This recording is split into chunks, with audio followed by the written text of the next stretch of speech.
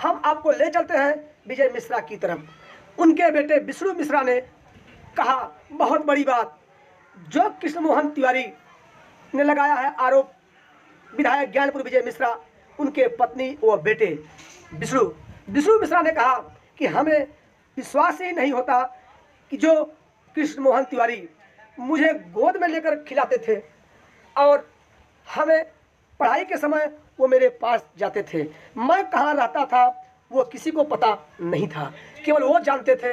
अगर इस तरह से उन्हें करना था तो उसी समय कर देते, मुझे विश्वास नहीं होता। आखिरकार उन्होंने यह कहा यह सारा मामला पैसे को लेकर, लेन देन को लेकर विवाद हुआ है, जहां 23 करोड़ रुपए से भी अधिक बकाया है कृष्ण मोहन तिवारी के ऊपर। उसमें मेरी बड़ी जिम्मेदारी थी, हमने उनके सभी ठेके में किया था मदद। जब हमको चेक दिए, मैं चेक लगाया तो चेक हो गया बाउंस, और हमने पुनः उनसे कहा तो पैसा न देना पड़े, इसी को लेकर उन्होंने गोपीगंज कोतवाली में दे दी तहरीर। और हम जोड़ेंगे सीधे विधायक विजय मिश्रा के बेटे विष्णु मिश्रा से। FIR दर्ज कराया है और सारी चीज़ें कह रहे हैं। वो कह रहे हैं कि फर्म आप इलीगली तरीके से उनको दबाव मिला के सारी चीज़ें करवाते थे, वो उनकी फर्म थी। तो क्या रीज़न है इसके पीछे जो ऐसा वो FIR किस तरह का फर्म है, कितने पार्टनर है, क्या उनका firm Krishna Mohan Tiwari sole proprietorship है, वो उसके अकेले मालिक हैं।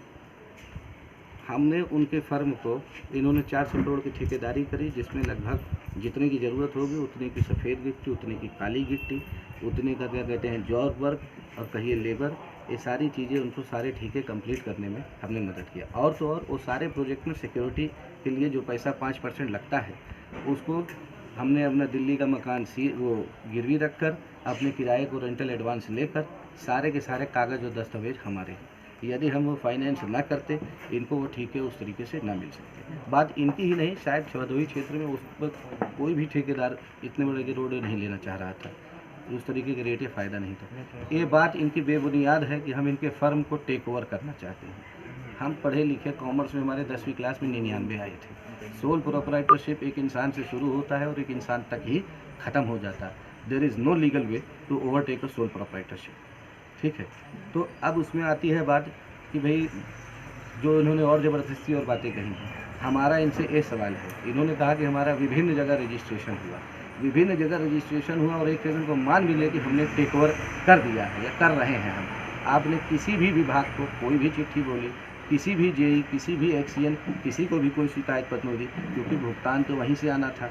और क्या कहते हैं कि अगर हमने टेक ओवर कर लिया और टैक्स ना पे करते तो सरकार तो आपको ढूंढती। ये चिंता आपकी आज की क्यों?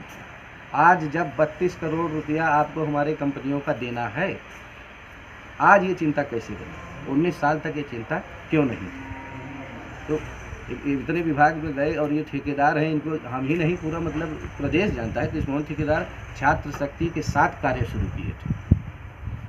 भाई हमारी माता MLC मिर्ज़ापुर सोनभद्र है, हम वहाँ नहीं टेक ओवर कर लिए। बालू सोनभद्र का लाल है, हम वहाँ नहीं टेक ओवर कर लिए, हमको देखा ही नहीं गया। हाँ, इससे पहले हमारे ऊपर कौन सा आपराधिक मामला है, ज़रा ये बता दीजिए, बताइए। हमारी उम्र भी 32-34 साल हो गई, शुगर डायबिटिक हम भी हो गए, बार हमारे उतने नहीं जरे, मेटाबॉलिक एज 50 हो गया। जितना हो सके हमने जो वादे किए थे, 2012 में आए थे, हमने कहा था तो 12 साल अपने क्या कहते हैं हॉस्टल में बिताया और 5 साल अमेरिका में। 17 साल के अपने जीवन में 4-5 महीने हम स्कूल रहते थे, 1-2 महीने के लिए घर आते थे, साल में 2 बार घर रहते थे। आप की तरह आज़ादी नहीं थी कि बाहर हम क्रिकेट खेल लें, हमें 4 दीवारी में रहना था। हम 4 दीवारी में रहते थे, पूछते थे कि पापा कहाँ है, तो लोग कहते थे कि वो क्षेत्र में। इकलौते पुत्र का परवरिश का वक्त ज्ञानपुर की जनता को मेरे पिता ने दिया। मैंने 2017 में भी यही वादा किया कि ऐसा बिल्कुल ना सोचिए कि अमेरिका से आई हैं दिल्ली बैठ जाइए। मैंने वादा किया था हम आपके बीच रहेंगे। जिस विधायक जी के यहाँ आप भी जो भी आए होंगे देखा होगा, इसी आवाज़ पर 400-500 लोग रोज़ क्या कहते हैं मुलाकात करते हैं। हम जितनों को पहचान पाते हैं, जितनों को होते, जितनी शादियाँ नहीं हो पाती, हम वो कार्य करते हैं। चेक का क्या मामला है? चेक का मामला इन्होंने हाल ही में 30 जून का हिसाब फाइनल करने की, पैसे की बात तो हर मार्च में क्लोजिंग में होती ही है ठेकेदार की, और वो पेमेंट हर साल ही अपना कर रहे थे। इस साल मार्च में कोरोना हो गया और क्या कहते हैं इनके कुछ रोडें उखड़ गई उसमें इन्होंने कहा कि भाई कि थोड़ा और समय गिफ्ट या जो भी लगेगा। हमने कहा कि भाई खोल हम तो भाई पूरा समर्थन करेंगे ही, खासकर अगर किसी के पास हमारा 32 करोड़ है तो हम उसकी कौन सी बात नहीं सुनेंगे। मानसिक दबाव में हम थे इनसे, आप समझ गए, क्योंकि भाई हमारा पैसा आपके पास है तो हम आपके दबाव में हैं, आप मेरे दबाव में नहीं, आप तो लेकर चल दिए। अच्छा, आपका इससे पहले आपका संबंध उनसे कैसा था, क्योंकि सारी चीज़ें हमारा अचानक से हो गई। संबंध इस हादसे को छोड़कर आखिरी दिन तक, आखिरी सेकंड तक बढ़िया था। हम मान नहीं सकते, हमको यकीन नहीं होता कि कृष्ण मोहन तिवारी ऐसा कर सकते थे। ये जिन लोगों से भी इन्होंने बात की, इनके कॉल रिकॉर्ड से, जिन लोगों के साथ इनको देखा गया, जिन लोगों के साथ ये क्या कहते हैं कलकत्ता घूमते हैं या जाते हैं, और इसमें इनके पुत्र सूरज तिवारी, सोनू तिवारी और इनके एक रिश्तेदार हैं मनोज मिश्रा। मनोज मिश्रा वही हैं जो हमारे क्रेशर से आई हुई गिट्टी को अपने रोडों पे गिरवा लेते थे। सूरज वही लड़का है कि पिछले साल नवनिर्माण में मेरी वाइफ का दस्तखत करके 1,30,000 रुपया निकाल लिया था, और हमने कहा कि इसमें भैया क्या हो रहा है, ऐसा काहे कर रहे हैं ये लोग, बेईमानी कर रहे हैं। तो हम किसी की यहाँ शिकायत नहीं करने आए हैं। 32 करोड़ का हिसाब है हमारा, हमारे टैक्स उसमें इनको बैलेंस शीट में है ही, इनके भी बैलेंस शीट में है। और आखिरी मेरा एक और सवाल है, 400 करोड़ अगर आप दिखाएं सरकार को कि भाई हमारे पास आपसे पैसा आया और हमने 390 क्या कहते हैं खर्च किया, और आप 10 करोड़ पे केवल 3 करोड़ टैक्स देंगे। यदि आप 40 करोड़ हमारा ना मान लिया या 30 करोड़ हमारा ना मान लिया, तो 30 करोड़ पे आपको 9 करोड़ टैक्स और ब्याज सहित तो देना पड़ेगा। शायद ये इतने पढ़े लिखे नहीं है जिस लेवल का ये अपराध कर रहे हैं। ये पैसा हमको नहीं देंगे तो सरकार को टैक्स भी दें, और सरकार को हमको जवाब देना पड़ेगा कि इतना खनन करके, गड्ढा करके गिट्टी क्या हम पचा गए।